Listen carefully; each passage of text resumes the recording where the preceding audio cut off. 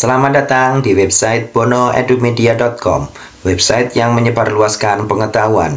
Para pemirsa sekalian, kali ini kita akan membahas tentang tema pengumuman penetapan PPDB jenjang TK, SD, SMP, SMA, dan SMK. Informasi terkait dengan artikel ini bisa pemirsa dapatkan di link deskripsi video ini. Silahkan di sana sudah kami cantumkan link terkait dengan artikel ini. Silahkan diklik yang nanti akan langsung masuk ke website ini.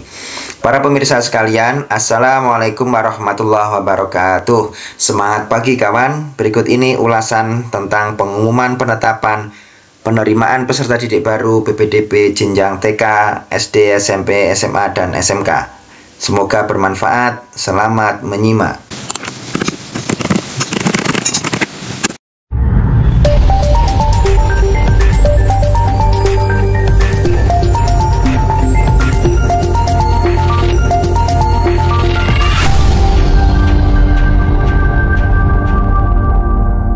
Para pemirsa sekalian, pengumuman penetapan PPDB jenjang TK, SD, SMP, SMA, dan SMK ini berdasarkan pada Permendikbud nomor 1 tahun 2021, tepatnya pada pasal 34.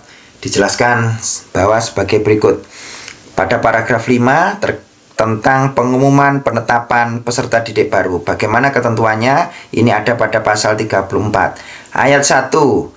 Pengumuman penetapan peserta didik baru sebagaimana dimaksud dalam pasal 26 huruf D dilakukan sesuai dengan jalur pendaftaran dalam PPDB. Kedua, ayat 2, penetapan peserta didik baru dilakukan berdasarkan hasil rapat Dewan Guru yang dipimpin oleh Kepala Sekolah dan ditetapkan melalui keputusan Kepala Sekolah. Jadi, Bapak Ibu semuanya, para calon orang tua, anak-anak calon siswa baru, bahwa keputusan penetapan peserta didik baru itu bukan keputusan pribadi dari, misalkan di sana ada kontak person dari sekolah atau humas biasanya ya, bukan keputusan dia secara pribadi, bukan keputusan beliau secara pribadi, tetapi ini adalah keputusan hasil rapat Dewan Guru yang dipimpin oleh Kepala Sekolah. Jadi ini sudah ada keputusan dari panitia yang ada di sekolah itu, gitu ya.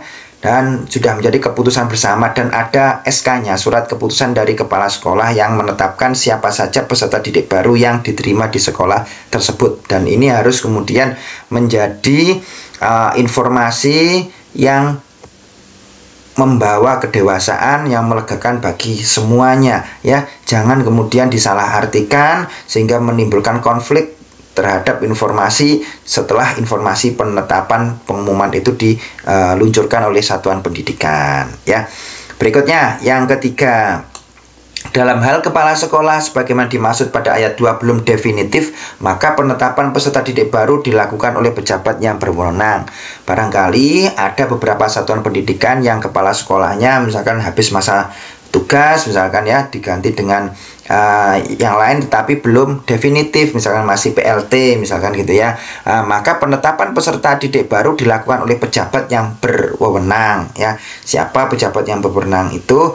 Atas pengetahuan dari dinas, dari cabang dinas, maka ditunjuk untuk nanti memimpin gitu ya rapat keputusan calon peserta didik baru yang akan mengeluarkan surat keputusan tersebut. Kemudian yang keempat, khusus untuk SMK dalam tahap pelaksanaan PPDB sebagaimana dimaksud pada pasal 26 di atas tadi dapat melakukan proses seleksi khusus yang dilakukan sebelum tahap pengumuman penetapan jalur peserta didik sebelum ayat 4 khusus SMK dalam tahapan pelaksanaan PPDB sebagaimana dimaksud dalam pasal 26 dapat melakukan proses seleksi khusus yang dilakukan sebelum tahap pengumuman penetapan peserta didik baru. Sekali lagi ini khusus untuk SMK. Nah, para pemirsa sekalian, para pemirsa, untuk informasi lengkap lainnya, para sahabat sekalian bisa nih membaca tema-tema PPDB yang sudah admin pilah-pilah sesuai kebutuhan para sahabat sekalian. Di sini ada 16 tema yang sudah admin siapkan, para pemirsa sekalian bisa memilih informasi yang dibutuhkan dan tinggal diklik salah satu sesuai informasi yang ingin didapatkan. Nanti akan langsung menuju ke website yang mengupas tentang informasi tersebut. Nah, demikianlah ulasan tentang pengumuman penetapan penerimaan peserta didik baru PPDB jenjang TK, SD, SMP, SMA, dan SMK. Kami berharap para pemirsa sekalian, informasi yang sedikit ini bisa memberikan wawasan, pencerahan ya bagi siapapun itu, gitu ya, satuan pendidikan atau orang tua atau siswa ya, dimanapun berada. Silahkan yang membaca artikel ini, website ini, atau video ini, silahkan share kepada teman-temannya yang lain ya, semoga memberikan manfaat kepada semuanya. Terima kasih banyak, tetap semangat kawan. Wassalamualaikum warahmatullahi wabarakatuh.